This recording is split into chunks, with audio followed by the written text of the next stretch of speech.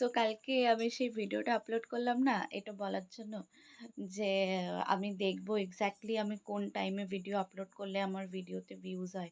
তো কালকের আগে কিছুদিন ধরে আমি এরকম ৮টা-৯টার সময় এরকম আপলোড করছিলাম। মানে ঘুম থেকে উঠে তাড়াতাড়ি লগ ইন করছিলাম, দিয়ে তারপর মাঝখানে যে একটা ব্রেক নিচ্ছিলাম, দিয়ে তখন আপলোড করছিলাম।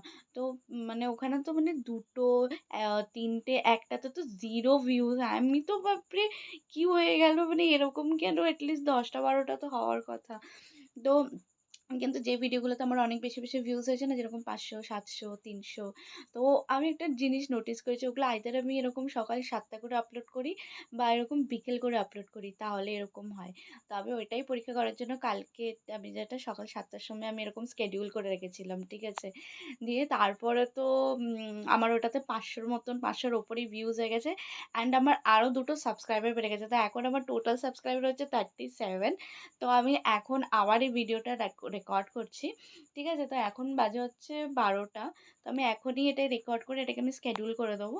দেন আমি এটা কালকে দেখব এটা মানে কেমন পারফর্ম করে। তো এরকম কয়েকদিন করার পর যদি প্রত্যেকটা ভিডিও ওই টাইমে আমার ভালো পারফর্ম করছে, দেন আই উইল নো কি this is my time. Okay? This is my time. আমাকে ওই টাইমেই আপলোড করতে হবে। And thank you so much ওই দুজনকে যারা আমার চ্যানেলটাকে সাবস্ক্রাইব করেছে। আমি বলে বোঝাতে পারব না how happy and grateful I am to you all. আমি অনেক অধীর আগ্রহে আছি যে কবে আমার ৫০টা সাবস্ক্রাইবার পুরো হবে। তো আমি একটা কেক কাটবো। বাই।